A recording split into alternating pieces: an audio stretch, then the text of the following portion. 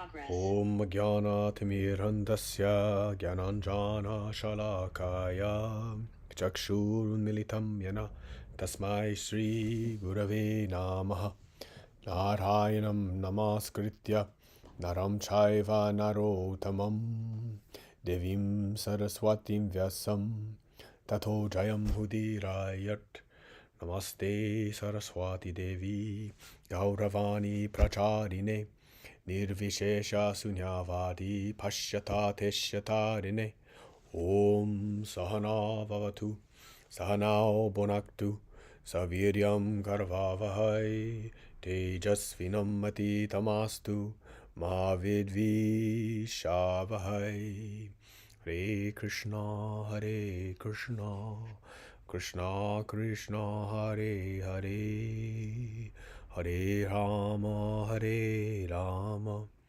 Rama Rama Hare Hare Haribo. Welcome back to Bhagavad Gita. And Junko is in day 2 of Panchakarma. Day 3 of Panchakarma. How many days you have? 18 days plus period break. Nice. So basically almost every day we can watch your descent as you go deeper and deeper into the ghee madness. Yeah. You can watch the progress. Yeah, we can watch the progress and get the updates. So we're continuing Bhagavad Gita Chapter 6, Dhyana Yoga. Dhyana Yoga, and it's Rukten Yongju Yong, 6.44. I believe we're continuing with Krishna's answer to Arjuna's third question, I think. Yeah.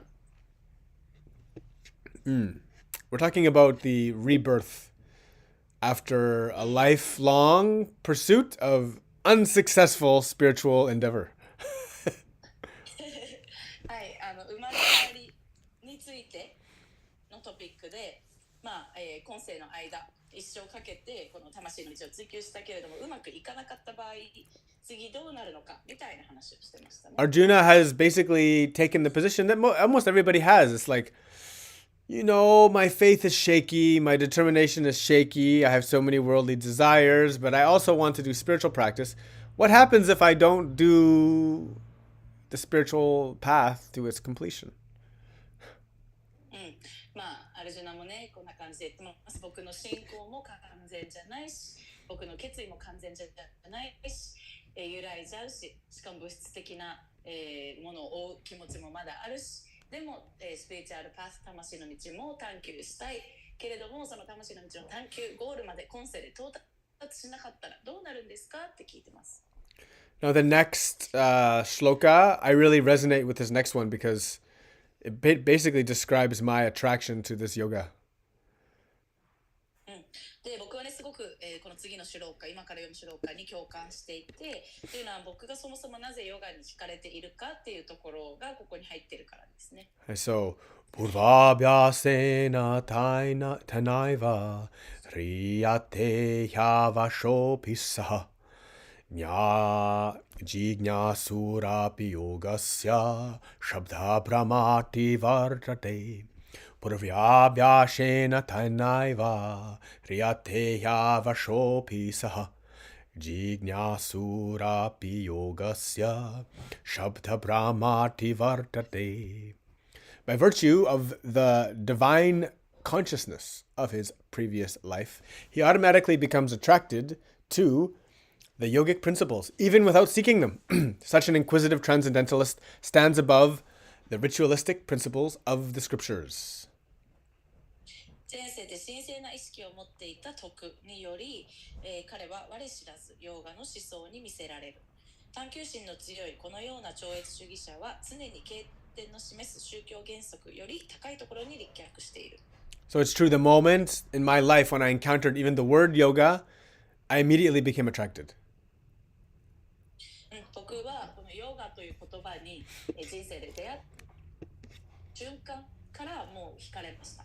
And from my personal experience, every single aspect that I encountered, I was in love with at first contact.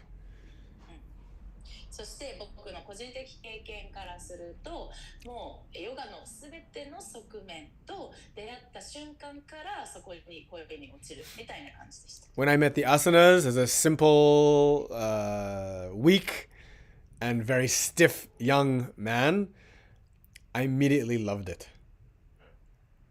僕はもう本当に質素な若く、そして体も硬い男だったんだけれども、アーサナと出会った瞬間、もう恋に落ちました。When I encountered my preceptor, Mahatma Fikiranand, and every word he spoke was like music to my ears, nectar to my tongue. It was like a bee going towards the sweetest nectar possible. そして僕のプリセプター、僕に授けてくれた人、マハットマ・ファキラナンドと出会った時からもうすぐに彼の言葉、一つ一語一句が僕の耳にとっての甘い音楽で、そして甘い蜜で、僕はもう花に向かっていく蜂のようでした。Even he said to me that your own attraction to this, your ability to keep doing this, shows that in the last life we were practicing together. そして彼が言ってくれたのは、僕がこの道にこんなに惹かれていること、そしてこれをやり続けられることっていうのは、つまり僕たちは過去世で一緒にこれをやってたってことだねと言われます。So for me, this shloka is particularly personal. なので、このシローカ、僕にとっては個人的にすごく響くものがあります。Because also I wasn't so attracted to the scriptures either. Only later, as my study matured, did I get interested in the scriptures. Before that, I was only interested in the basic principles, and I loved practice, and I loved yoga. I loved spiritual life. で、僕はね、もともとそんなに聖典に惹かれてたわけでもないというか、出会った頃からしばらくの間っていうのはもうずっと、シンプルな教えに従って魂として生きるっていうことと、ヨガのプラクティス、アーサナとかのことを本当にただただシンプルにやっていただけ、それでもそれが大好きだった。で、後々勉強し始めてから聖典読むようになりました。And even, now we're teaching Bhagavad Gita. 今はこうやってバガバッドギータを教えているけれども。But even for the first 10 years of practice, I had I understood everything, but I had no interest in Bhagavad Gita. I had no interest in Sanskrit. 最初の10年はこういうギータとかの教えは先生から聞いて理解していったけれども、ギータを読むこととか、そういうのは全然興味なかったんですね。サンスクリット語にも全然興味なかったです。Even all of the extra things that is attached to the Vedic culture, these things I was like, the principles, they don't require the cultural drapings. You don't need to wear the orange. You don't need to have all of the things. You don't need to study all those things. Actually, the principles and the essence of yoga is transferable to every culture, to every mode of activity in life. で、ヨガの本質っていう部分と原則っていう部分はその周りについている文化的な部分っていうのを必要としないわけですね。だからオレンジを着るとか白を着るとかそういうこともする必要ないし、飾り的なものも必要ない。で、つまり一番ヨガの本質の部分だけを捉えたら、これはどんな文化でもどんな日常生活にももたらすことができるものなんです。I had an unwavering faith towards the yoga culture without knowing anything about it. つまり僕はヨガの、文化のことほとんど何も知らなかったにもかかわらず揺るぎない信念がヨガにあったわけです。So that's from my personal state, and I think many of you, to more or lesser degree, have the same attraction. で、これを聞いているみんなも、それぐらいか、またそれ以上か、またそれかちょっと少ないぐらいか、でも同じような惹かれ方をしていると思います。We have this nice thing from Bhagavatam. Aho bata sva pacho to garyan. Yaj ji vagre vartate nama tubhyam. Tapus tapaste junuva sashnurarya. Brahmanu chur namagrinanti yate. O my Lord, persons who chant the holy names of your Lordship are far, far advanced in spiritual life. Even if born in families of dog-eaters, such chanters have undoubtedly performed all kinds of austerities and sacrifices, bathed in all sacred places, and finished all scriptural studies. バガバタムの引用です。我が主よ、あなたの聖なる皆を唱える者は、たとえ犬食いの家系に生まれようと、精神的にとても高い段階にあります。そのような人は間違いなく過去にあらゆる苦行を重ね、供養を行い、くまなく聖地で沐浴し、さまざまな経験を学んだに違いありません。And it's interesting that somehow I can read any Vedic scripture, even ones that I haven't read with these eyes. I can understand it, and I feel like I studied it before. で、僕がね、聖典を読むときっていうのはすごい面白くって、初めて読む聖典でも、この目では読んだことないんだけど、もうなんか理解できちゃう。そしてどっかで昔学んだ気がするっていう感覚がある。And I really owe that to my spiritual master, my guru, who awakened that part in me that was sleeping previously. なので、僕は本当に僕のグルが僕の中で眠っていた部分っていうのを目覚めさせてくれたっていうことに本当に感謝しています。Yes. So this particular shloka in Gita, it resonates with me very strongly. なので、このギータの説っていうのがすごい個人的に強く共感できるものです。And it's part of why I have Akira Manai. I've never given up. I've always been in this since I found it. だから僕はもう出会った時からずっとこの道にいる、諦めないでいるわけですね。はい、very good. So let's continue with Rukten Youngju Go. Prayatna dhyata manastu yogi samshuddha kilbisha aneka janma samsiddhas tato yati param gatim. Prayatna dhyata manastu yogi samshuddha kilbisha aneka janma samsiddhas tato yati param gatim. And when the yogi engages himself with sincere endeavor in making further progress, being washed of all contaminations, then ultimately achieving perfection after many, many births of practice, he attains the supreme goal. 幾多の誕生を繰り返して修行を重ね、誠実に努力して精神的向上に励み、すべての汚れを洗い清めたヨギはついに至上の目的地に着く。So it's not just sincere, but if you look at the word prayatanat, it's by rigid practice. Means very, very strict adherence to the yoga principles. 真剣なだけ、誠実なだけじゃなくて、プラヤテナといって厳しい修練、つまり、厳しく繰り返し修行するっていうことですね。And that's the best way to reach the purification. That's the samshuddha. Like where the Zuddha yoga comes from shuddha, samshuddha, the complete purification of you. はい、それをすることがサムシュッダ、つまり完全に洗い清められた状態になるために一番いい方法なんですね。で、ヨガのズッタもシュッダから来ています。この清められた純粋なっていう意味ね。This means それを厳しい練習をすることで、あなた自身を浄化できるっていうこと。This means taking seriously the regulative principles, the moral and ethical disciplines, the yamas and the yamas. つまりヤマニヤマとか原理原則っていうのをもう真剣に守るっていうことです。Because many people, they look at them and they think, oh, these are just ancient ideas from some old religious culture. In the modern age, things are different. We don't need to follow such rules. なんかね、多くの人はもうこういうことはもう昔の古代の古臭い教えであって、もう今では文化も社会も違うし、こんなルール守らなくていいでしょうって多くの人が言っていますね。But definitely, if you understand exactly what those principles, those strict disciplines, those regulative principles are, you'll understand that they have a tremendous effect on not only the mind, but the direction in the life.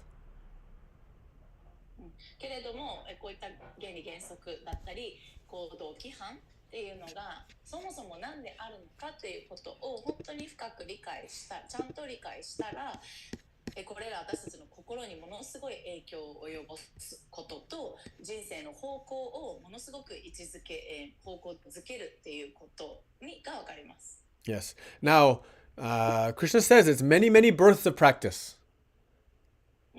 クリシュナはね、ここで幾多の誕生を繰り返して修練積み上げるって言ってます。So this is showing that how contaminated we have become. どれだけ私たちはもう汚れてしまっているか。Yeah, that it takes many, many lifetimes to purify our millions of lifetimes of accumulated karma. つまり何万回も生まれ変わって積み重ねてきたカルマを浄化するには幾多の誕生を繰り返と修練を繰り返さなきゃいけないっていう。From chapter 7 of Bhagavad Gita, Yasham tvanta gatam papam jhanamam punya karmanam te dvandva moha nirmukta bhajante tam trita vrata. After many, many births of executing pious activities, when one is completely freed from all contaminations and from all illusory dualities, one becomes engaged in the transcendental loving service of the Lord. いくつもの健康な人生を通してさまざまな汚れと幻想から完全に浄化され、あらゆる汚れと二元性の幻惑から解放されたとき、人は主への超越的な愛情奉仕に従事するようになる。So yesterday, Krishna was talking about how it's not just pious activities, but he mentioned especially auspicious activities. クリシュナね、昨日敬虔な神に向かった活動だけじゃなくて貴重な行い、めでたい行いの話してましたね。Auspicious activities are those which are very lovely, like worship and bhajan and kirtan and puja and sadhana and meditation and satsang and prasadam and all of these things which we can actually spend our whole day being occupied by. It makes your whole life auspicious. つまりめでたい行いっていうのはもうすべて愛にあふれたものですね。例えば礼拝、お祈り、バージャン、歌うこと、キルタンとか、あとはサットサンガ、そしてプラサーダン、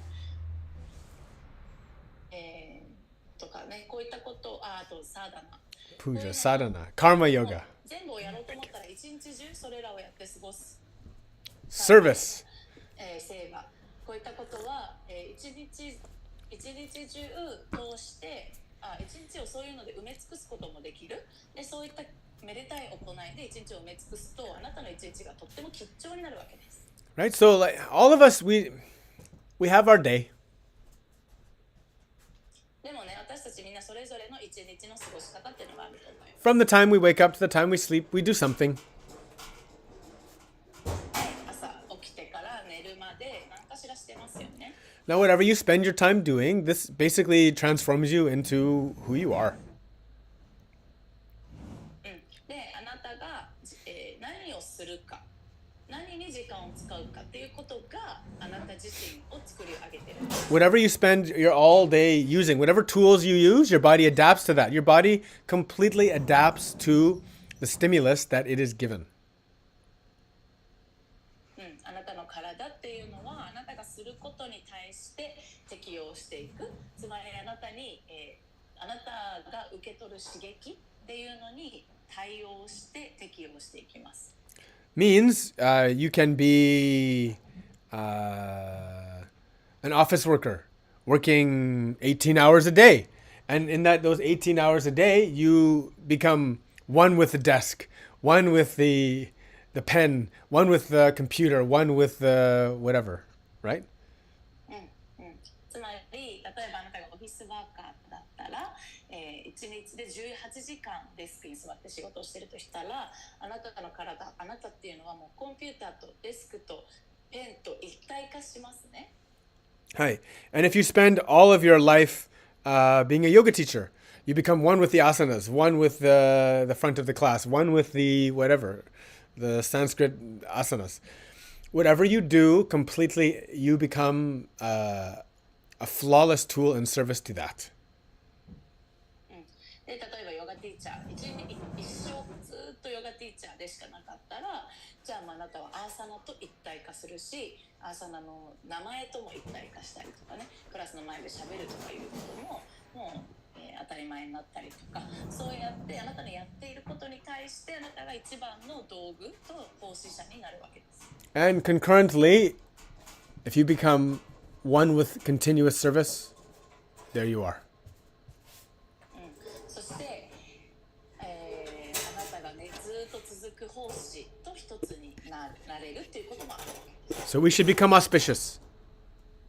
なので私たちはこういうめでたい行いをしていく必要がある。If we become auspicious, then our relationship with Krishna ripens.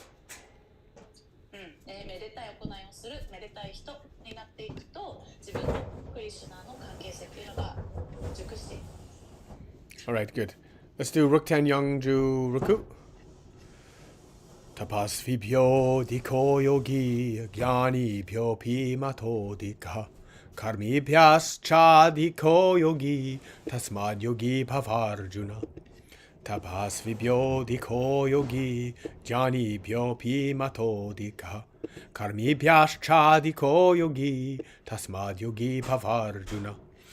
A yogi is greater than the ascetic, greater than the empiricist, and greater than the fruitive worker. Therefore, O Arjuna, in all circumstances, be a yogi. ヨギは苦行者より偉大であり、哲学者より偉大であり、有益な働き手より偉大である。ゆえにアルジュナよ、ぜひともヨギになれ。Yes. So this is exclaimed by Krishna to be the highest path. これは、クリシュナ、つまり一番高次な道を歩むっていうことです。And yoga is achievable to anyone. そしてヨガは誰でも達成できます。There is no qualification other than complete and total surrender.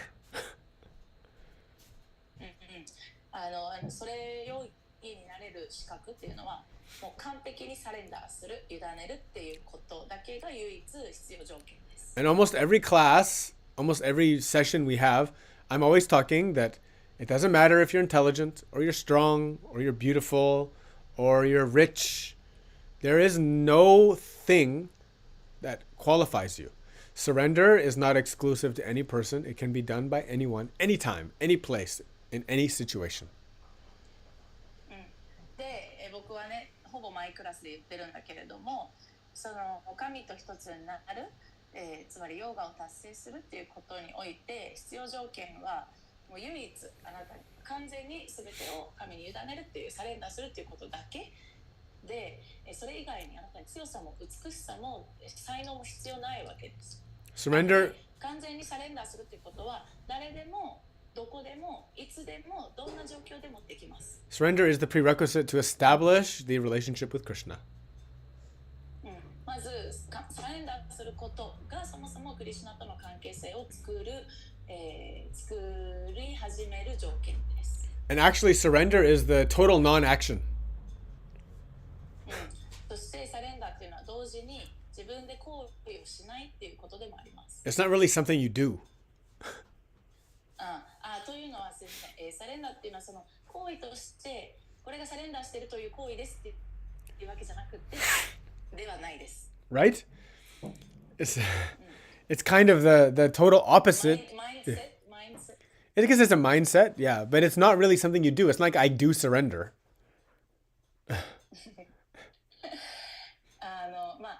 そうつまりなんか行為としてのサレンダーっていうのがあるわけじゃない。だからはい今私はサレンダーという行為をしていますっていうわけじゃないですね。Right? So that's why yoga is accessible to everyone. だからヨガは誰にでもできるっていう。Because every other thing requires you to do something. そうじゃないことっていうのは何かしらしないといけないですよね。Right? To achieve anything. 何を達成するにも。And then most of the time, that achievement is based on your skill in that action. そして何かを達成するっていうのは大抵、それにおける技術、能力が必要になってきます。Right? In anything, from gathering food to making money to whatever, you need to have some kind of skill to get more. 食べ物を集めること、育てること、またはお金を稼ぐこと、何においてもスキルが必要ですよね。Right? But surrender doesn't require any particular skill. けど、サレンダーにおいては何もスキルは必要ない。It just means not being attached. サレンダーするために必要なのは執着しないこと。Just recognizing who Krishna is. クリシュナが誰なのかを認識すること。This is something we feel in our heart. It doesn't require intelligence. これはハートで感じることなので、知性も必要です。It doesn't matter if your heart is in a body that's in a house or sleeping on the street. あなたのハートが、路上生活で外で寝ていたとしても関係ないです。The heart doesn't really matter if it's in a beautiful body or a distorted, ugly, unhealthy body. でハートにとってはあなたが美しい肉体の中に宿っていようが、または醜い奇形な体に宿っていようが、ハートにとっては関係ない。Right? Because Krishna says, if you can understand me in your heart, if you can understand my nature as super soul, then you'll treat all beings equally. It doesn't even matter what their material condition is. クリシュナも言ってますよね。もし、あなたが私クリシュナをハートで理解して、Yes. 私の性質自体をハートで深いところで理解していれば、あなたは全ての人を平等に見ます。全ての人に宿っているクリシュナ、私を見出しますって言ってますね。And unless and until you have that surrender, there is no self-knowledge. そしてそのサレンダーが起きない限り、真の自分を知るっていうことも起こり得ない。Yeah. Prabhupada said, nothing is greater than spiritual knowledge. プランパタが言ってますね。この超越的な知識よりも偉大なものはない。That spiritual knowledge reveals yourself, your self-identity.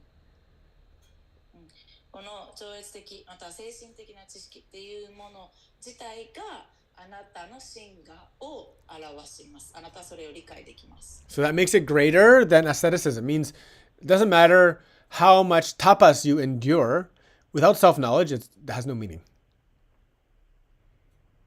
つまり、これね、それを上回るものはない。どれだけ苦行しても意味ない。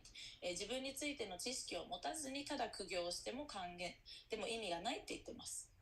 And even if you have lots of knowledge, you're very bookish. You know the Vedas. You know everything. You can read the minds of others just by their facial expressions. If you have no surrender, it means nothing. とか、あなたに多くな経験的知識があったとしてもとかで、例えば本がすごく読めてベーダが全部分かっていてとか、あとは人と関わるときに彼らの表情を見ただけで、もう全てが心が読めちゃうみたいな、能力があったとしてもサレンダーできていなかったら意味はないって言ってます。And that spiritual knowledge makes you conscious of Krishna.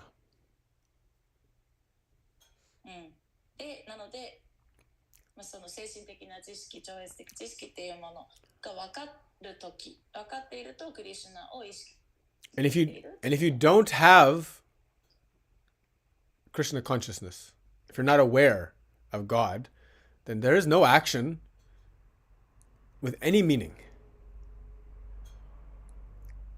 クリシュナを意識できていなかったら、神を意識していなかったら、どんだけ行為をしても、一生懸命働いたとしても、There's no 意味がない。Yeah, there's no job that you can do that's enough.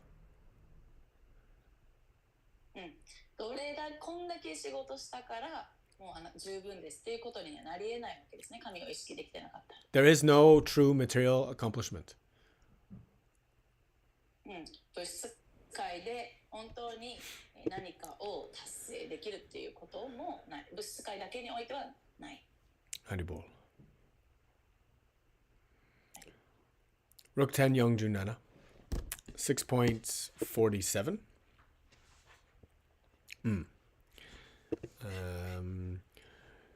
Yoginamapi sarvesham madgatinantaratmana shradhavan bhajate omam sameyukta tamo mata Yoginam api sarvesham madgatenantaratmana Shradhavan bhajate omam sameyukta tamo mata. And of all yogis, the one with great faith, who always abides in me, thinks of me within himself, and renders transcendental loving service to me, he is the most intimately united with me in yoga and is the highest of all. That is my opinion.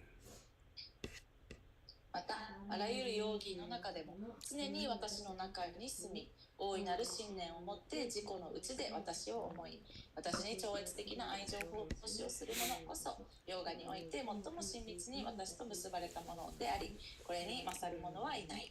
これが私の見解である。This is the last shloka of chapter 6. はい、これが第6章の最後のシュローカです。Yes. So he's talking about the highest yogi. ここでは一番のヨーギーについて触れていますね。Yeah, the one who has great faith. はい、偉大な信念があるもの。Who never doubts Krishna's involvement in all things. すべてにクリシュナが関わっているっていうことを一切疑わない人です。Who, when confronted with trouble, blames not another, but rather sees themselves as the obstacle. 何か困難にぶつかったときに他者に対して文句を言うのではなく、または何か外側のことのせいにするんじゃなくて、自分自身が障害なんだっていうことに認識できる人。Right? Who does not ask Krishna for relief from trouble. そしてクリシュナに、この困難から救ってくださいって頼まない人。Because he knows that Krishna is giving him trouble to create character, to create patience, to create strength. だってその人はクリシュナがその人に困難を与える理由はその人の人格形成のため、強さ、そして忍耐の形成のためって分かってるから。Right?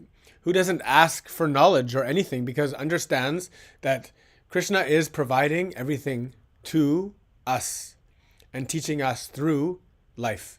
And we are constantly given blessings. そして、知識をクリシュナに対してこいたりしない人っていうのは、クリシュナは常に人生を通して私たちにレッスンを与えてくれている、学びを与えてくれているし、人生を通して常に祝福を与えてくれているっていうことを理解している人。And so we may be doing material actions. We have a job, we're doing something. で、私たちはね、仕事をしたりとか、物質界での行動をしている時もありますね。But if we have that surrender within, けど内側でそのサレンダーができていたら、then on the transcendental level, we are actually doing service. 超越界においては同時に私たちは奉仕をしているということになる。Right? So that means no matter what you're doing, you're always thinking of Krishna. つまりどういうことかというと、何をしていても常にクリシュナのことを考えているということ。That everything you're doing is a constant kind of a japa of Krishna. Every action, every breath, every step, every movement. つまりあなたの一呼吸一呼吸、一言一言、一歩一歩、すべての行為一つ一つがジャパみたいなものだっていう。Right? So like normally we think of japa like we're turning the beads, right? ジャパっていうと、その数珠を使って瞑想する数珠をこう、一個一個ずらしていきながらマントラを唱えるとかって思うんですけれども。So chanting some mantra and then moving bead. マントラ唱えながら数珠を動かしていくこと。But the ultimate japa is actually that repetition of holy name is happening and some action is happening at the same time. けれども究極のジャパっていうのはもう自分の行動一つ一つのと同時に聖なる名前を唱えているっていうことが起きている状態。Taking a step. 一歩。Drinking ghee. ギーを飲むときも。Driving a car. Every turn. 運転しているときも。Right? Every look. 曲がるとき毎回。Every look is another turning. どこかを見るとき、どこか right? This is what it, ね so その首をかしぎ横に向ける、これもすべて。every single thing that we do is an opportunity to meditate on God. 私たちが行うことはもうすべてクリシュナに対して神に瞑想するチャンスです。This is how you create an intimacy, こうやってクリシュナと親密な関係性を築いていくんです。 right? You're not thinking about yourself 自分のことを考えるんじゃない。 or your lunch or your dinner. 自分のお昼ご飯とか夜ご飯を考え You're る not んじゃない。 you're not thinking about anything else except for what is here and now. 今ここにあることしか考えない。 And what is here and now is actually the highest thing of all. そして今ここ目の前にあることだけが一番高次なことなんですね。 Right? That highest reality is present always. その一番高次な現実っていうのが今目の前に現れています。 Right? So acknowledging that in every moment, this is how we get closer and closer to that surrender. なのでそれを認識すること、それに基づいて行為をすること、これがサレンダーっていうのに一歩ずつ近づいていく鍵です。 So that's what the process of surrender is. It's actually releasing the thought of yourself or the doing of yourself. サレンダーっていうのはどういうことかっていうと、あなた自身の思考っていうのを手放していく、そしてあなたの、したい行為っていうのを手放していくことです。 Because you know, the food, it comes. Whether you're preparing it or someone is preparing it, it's going to happen no matter what. 食べ物だってね、自分で料理するか、また誰かが作ってくれるかとか、持ってきてくれるかとかで、どうにかして食べ物にありつけます。 And everything that needs to happen is going to happen. We don't need to worry, stress, or even think about it. 本当に起こるべきことっていうのは絶対に起こるので、私たちはそれに対してストレスする必要も心配する必要もないわけです。 We're given an amazing human organism in which we actually don't need to occupy ourselves in these activities. They can happen almost automatically. で、私たちはもうこんなに、素晴らしい人間とその生命体系っていうものを与えられているので、私たちはそれの管理運営っていうところには一切関わる必要はなくって、もう必要なことは全て自動的に起きていきます。 So Krishna is saying that the highest yogi is the one that's always engaged in him. クリシュナが言っているのは、一番高次なヨギっていうのは常にクリシュナに向かっている人。 Right? Whose attention is not externalized. つまり意識が外に向いていない人ってことです。 Yeah.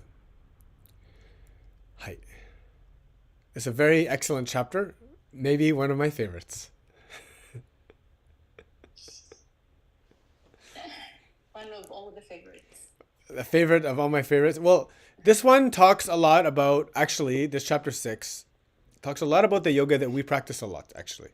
It goes into the asana practice, it goes into meditation, it goes into a lot of the hatha yoga that is typically turned down by bhakti yogis, actually. で、僕のね、お気に入りの章が全部なんだけど、この第6章もお気に入りで、理由としては、私たちがずっと行っているヨガプラクティスっていうのがすごい触れられている章でしたね。アーサナのことに触れたり、瞑想に触れたり、ハタヨガの練習って基本的にバクティヨギからすると、見下されることが多いんだけど、ハタヨガについてもこの章では書かれている。Right? Because it's actually sanctifying all. If you're remembering Krishna, then all actions become bhajate. It's a worship, right? It's a worship in all action. で、つまりクリシュナのことを思っていれば、どんな活動も、崇拝活動になるっていうこと。どんなっていうのはもちろん、規定原則とかいろいろあるけれども、なので、どんなヨガの方法であってもそれはバージャって神を崇拝しているということになり得るっていうことです。Yes, and so that's our primary duty. 私たちが一番やらなきゃいけないことっていうのはそれですね。Right? For anyone that can hear, that's basically what our primary duty is here. これをね、こういう話を聞くことができる人っていうことはそういう義務があるっていうことです。Right? It's not your career. あなたのキャリアが一番大事なの。It's not your family. あなたの家族が一番大事なんじゃない。It's not health. あなたの健康が一番大事なんじゃない。It's not about food or shelter or any of these things. 食べ物や家が一番大事なんじゃない。All of those things come secondary to the worship of the Supreme. こういったものは思考主への崇拝の次に来ることです。Now, of course, all of those things become, like I said, they become beads on the mala of meditation on the Supreme. けれども、今言ったような、その他すべてのことっていうのは、この思考主への崇拝を唱えながらする活動という数珠の一粒一粒になり得ます。So Krishna is not saying stop doing those things. なのでクリシュナはだからこういうこと全部やめなさいとは言ってないですよね。He's saying do those things in the right way. クリシュナはこういったことすべてをやるときに正しくやりなさいって言ってるだけ。Yes. はい。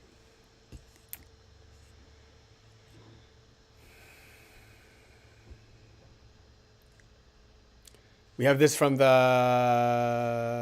where's it from? In some Vedic literature. Yasya deve para bhaktir yata devi tata gurao. Tashyaite katita hyarta prakashante mahatmanaha. Only those great souls, Mahatmas, who have implicit faith in both the Lord and the spiritual master, are all the imports of Vedic knowledge automatically revealed. はい、シュベターシュバタラパニシャットの引用かな。主と精神の死に揺るぎない信念を抱く偉大な魂にはあらゆるベーダの知識が自動的に与えられる。Yes. So all knowledge is there inside of you. はい、すべての知識はあなたの内側にあります。You have to trust that. それを信用しないといけない。And you have to trust that your whole life is basically, it's destined. そしてあなたの人生すべてもう運命づけられているっていうことを信用しないといけない。And you're either going to be moved by the gunas if you're external, or you're going to be moved by God. But either way, all of the necessary actions, they're getting done. で、あなたの意識が外側に向いていたらグナによって突き動かされていくし、またはもう神によって突き動かされていくか、どちらかで、どっちであれ、そしてミックスだとは思うんだけど、どっちにしろもう必要な行為、活動っていうのはもう自動的に起きていきます。We also have this from the Gopala Tapani Upanishad. It's Bhaktir Asya Bhajanam Tad Iham Umutro Padi Narashyana Musmin Mana Kalpanam Meta Deva Naishkarmyam. Bhakti means the devotional service to the Lord which is free from desire for material profit, either in this life or the next. Devoid of such inclinations, one should fully absorb the mind in the Supreme. That is the purpose of Naishkarmya. ゴパーラタパニウパニシャットの引用で、バクティとは現世においても来世においても物質的な利益を求めることなく、主に献身奉仕をするという意味である。物質的なものに乱されることなく、完全に思考主にとどめなくてはならない。それがナイシュカルミャの目的である。Very good. So, let us make everything...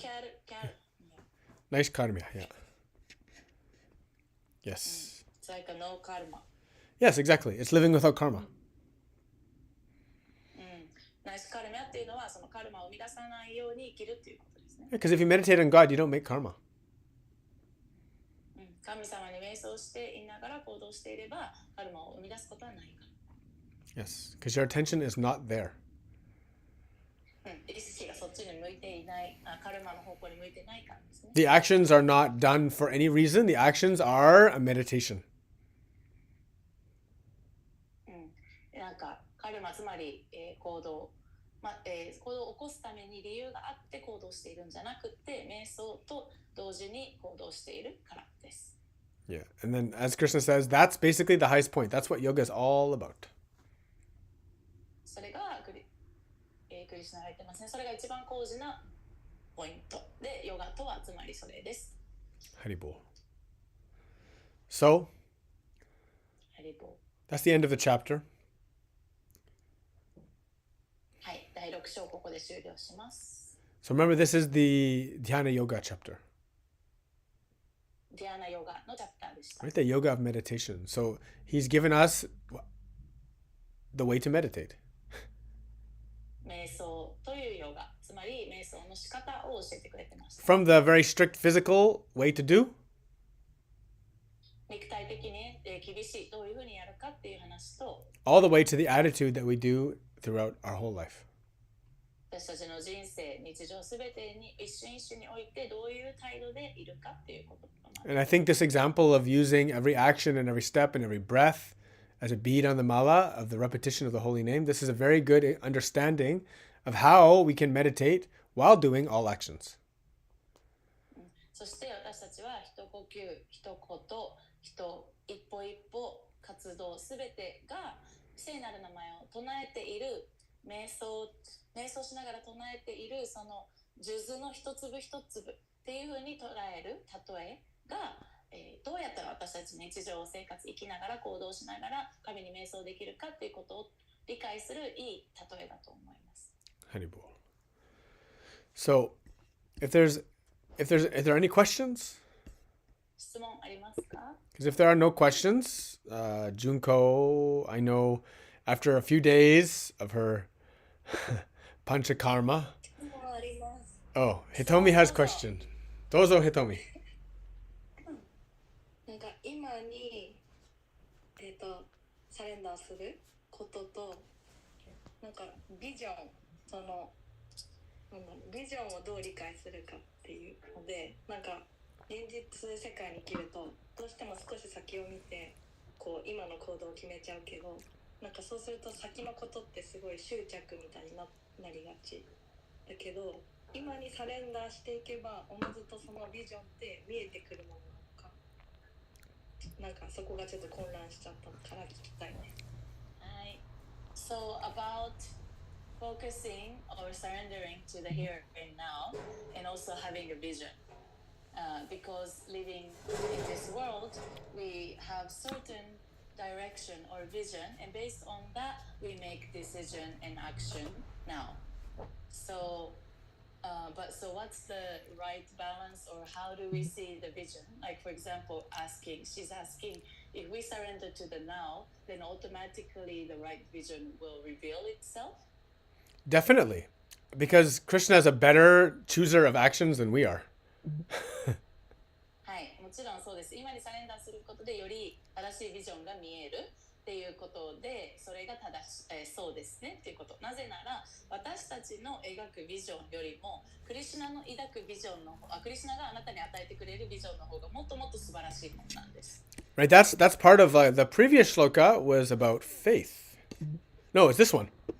The one with great faith always abides in me. で、クリシュナがシュローカルに言ってたけど、私に信念を抱いている人っていうのは常に私に従う。So you have to have faith that Krishna can guide you correctly. だから自分の思い通りか思い通りじゃないかっていうのは関係なく、クリシュナがあなたを正しく導いてるっていうことを信じないといけない。Right? Remember that Arjuna gave the reins to Krishna. アルジュナもね、手綱をクリシュナにもう譲りましたよね。That means he decided at that moment, I'm not controlling the chariot. その瞬間からもう僕はこの馬車をコントロールするのをやめたって言ってるわけです。I let you control. You tell me where to go. もうあなたにコントロールさせます。あなたが導くところに行きます。Arjuna meditates. アルジュナはただ瞑想する。And what he's been trained to do, what he's been doing his whole life, he does. で、彼がもうずっと訓練を受けてきたことを彼はただそれをやるだけ。Yeah, and it's all about the pattern, right? Like Arjuna's pattern was to fight. でもう彼のパターン、彼がもう生まれ持って彼まで持ってきたパターンっていうのは戦士として戦うことですよね。Right? The doubt, like the problem comes, Arjuna, like us, if we stop letting Krishna control, we try to take control. で、問題が起きるときっていうのは、私たちがクリシュナに手綱を握らせているのをやって自分が方向をコントロールし始めるときです。Now, there are many examples, even in Mahabharata, the opposition. Karna. He takes control of his chariot. What happens? He gets his wheel stuck. He has to get out of his chariot. He has to try to take the wheel out of it, get stuck in it. That's what ends up killing him. で、マハバラタとかにもね、そういう、例え話というかお話があって、例えば敵軍のカルナが自分で馬車をコントロールしようとし始めたら、もう馬車の車輪が道に埋まっちゃって、で馬車を降りなきゃいけなくなって、その車輪を取り出さなきゃいけなくなってみたいなことやってて、彼は死んじゃったわけです。Actually, all of the Kurus, they outnumber the Pandavas like 1,000-fold. 5 Pandavas against 100 Kurus.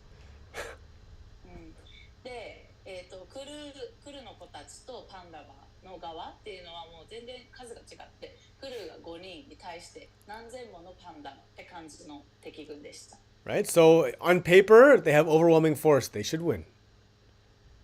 なので、まあ理論上ではパンダバたちが勝つ、その方が軍勢が大きいから勝つはずですよね。Problem was, they did not let Krishna drive their chariot. なんだけど問題、彼らが勝てなかったのはクリシュナに馬車を運転させなかったから。Yes. We have to have faith in that. 私たちはクリシュナに委ねたら、クリシュナが正しい方向に導いてくれるっていうことを信じないといけない。You have to have faith that Krishna is a good leader, that he can lead us. Actually, he's done everything for us, so there's no reason to doubt him, actually. で、クリシュナはもう素晴らしいリーダーだから、私たちをすごくよくリードしてくれるっていうことを理解しないといけないし、同時に私たちを今までここに導いてきてくれたのもクリシュナなんだから、もうクリシュナを疑う理由はないです。We are the benefactors of great blessings every day. 私たちはもう素晴らしい恩恵を毎日受けている享受者です。So we should trust. だから信じないといけない。That's what the spiritual path is all about, right? はい、魂の道を歩むっていうのはそういうことですね。And so, that's why we have all of the techniques and practices that Krishna mentioned earlier in the chapter. まあそれをできるようになるためにクリシュナが今までいろんなテクニックとかプラクティス、実践方法を教えてくれてますね。Just to let us to understand the obstacles that are preventing our faith. つまり何が私たちの信念を邪魔しているのかとか、クリシュナに手綱を握らせることを防いでいるのは何なのかを理解する。Yeah, so don't worry. 大丈夫です。We may have a vision, 私たちにビジョンがあるかもしれないけど、 but Krishna's vision is infinite. クリシュナのビジョンは無限です。It's way above ours. 私たちの何かのビジョンよりもっともっともう上です。And no matter what happens, when we actually look back at it with a clear mind and we can see the result, we understand actually that was for the best. でね、まあどんなことが起きても思い通りじゃなくても、まあ後からクリアに見ていくと、冷静に見ていくと、あれはもうベストな、出来事だったんだなって思えますよね。So we have to trust in that. だからそれを信用しないといけない。Yes. Haribol. Haribol. Haribol. Haribol. Very good. Thank you, Hitomi. We love you. ひとめちゃんありがとう。愛してます。愛してます。愛してます。All the time. Very good. Thank you, everybody. ありがとうみんな。Vanchakalpa tarubhyaccha kripa sindhubhyevacha patitanam pavanebhyo vaishnavibhyo namo namah. Hare Krishna, Krishna Krishna, Hare Hare, Hare Rama, Rama Rama, Hare Hare. Ashtemasu, we love you always and forever.